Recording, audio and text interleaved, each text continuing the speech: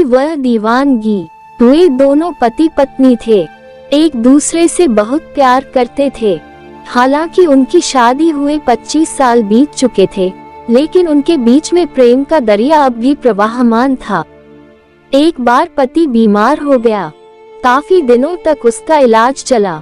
किसी तरह से उसकी जान बची, लेकिन इस बीमारी ने उसको बेहद कमजोर बना दिया। उसका मन निराशा से भर उठा और वह हमेशा दुख ही रहने लगा।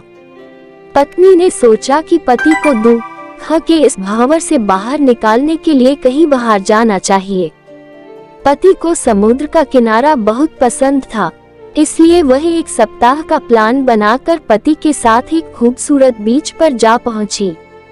लेकिन वहां पहुंचकर भी पति की मानसिक दशा न बदली। वह हर समय गुमसुम सा बैठा रहता और न जाने क्या क्या सोचता रहता। ये देखकर एक दिन उसकी पत्नी ने इसे विषय पर बात करने की ठानी। उसने अपने पति की आंखों में आंखें डालते हुए पूछा, क्या बात है जानू, तुम अपनी पसंदीदा जगह पर आकर भी उदास हो। पति ने एक लंबी सी उबासी ली और धीरे से बोला, बात ही उदासी वाली है।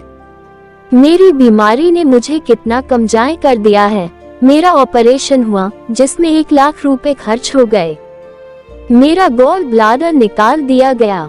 इस बीमारी की वजह से मेरी नौकरी चली गई और इसी साल मेरे बेटे का एक्सीडेंट हो गया, जिसमें उसके दाएं पैर की हड्डी टूट गई और इसी साल मेरे पिता का देहांत भी हो गया।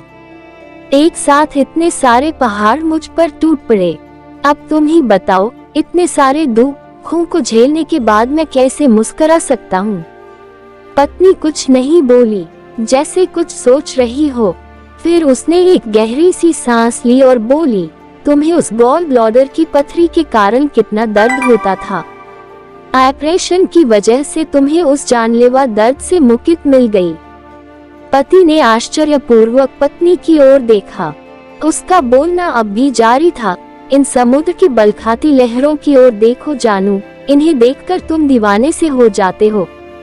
शायद यही कारण है कि तुम कई सालों से मुझसे कहते रहते थे कि अब बहुत कर ली नौकरी। अब तो सोचता हूँ कि नौकरी से रिटायरमेंट ले लूं और किसी बीच के पास ऐश के साथ जीवन जिया जाए। कहते हुए पत्नी ने पति की ओर सवालिया निगाहों से घूरा, क्या मैं गलत? पति अवश सा हो गया।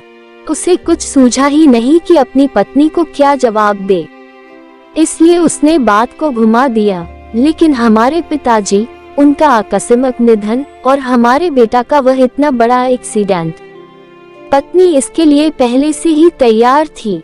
वह धीरे से बोली, पिताजी के निधन का मुझे भी दुख है। उनके जाने से अब हम लोग उनके आशीर्वाद से महरूम हो गए।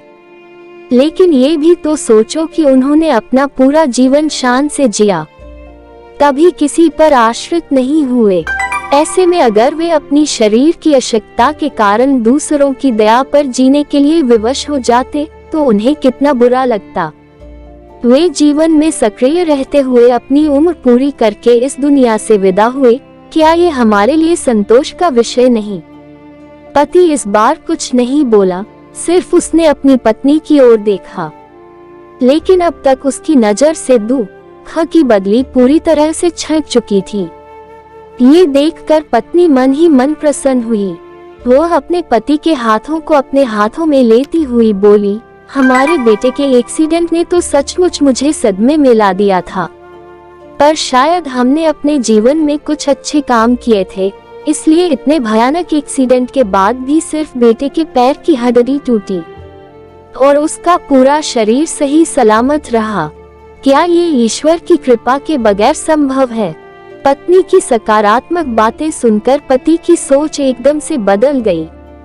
उसके भीतर जमा हुआ निराशा का अंधकार एक पल में छंट गया और मन में उत्साह की लहरें ठाठे मारने लगी। तभी समुद्र की एक बड़ी सी लहर आई और उन दोनों को भिगो गई। समुद्र की लहर ने पति पर जैसे जादू सा कर दिया। वह जैसे फिर से अपनी जवानी के दिनों में जा पहुंचा। उसने जोश में आकर अपनी पत्नी को बाहों में उठाया और तेजी से समुद्र की ओर दौड़ पड़ा। तो मित्रों, ये है सकारात्मक सोच का जादू। जो जीवन को इस तरह से बदल कर रख देती है कि सहसा यकीन करना मुश्किल हो जाता है। आप भी सकारात्मक सोच अपनाएं और अपने जीवन को खुशहाल बनाएं। इस वीडियो में आपको कुछ भी अच्छा लगा हो और कुछ सीखने को मिला हो तो प्लीज चैनल को सब्सक्राइब और वीडियो को लाइक, कमेंट, शेयर करना मत भूलना। हम आपके लिए अच्छे कंटेंट लाते रहेंगे।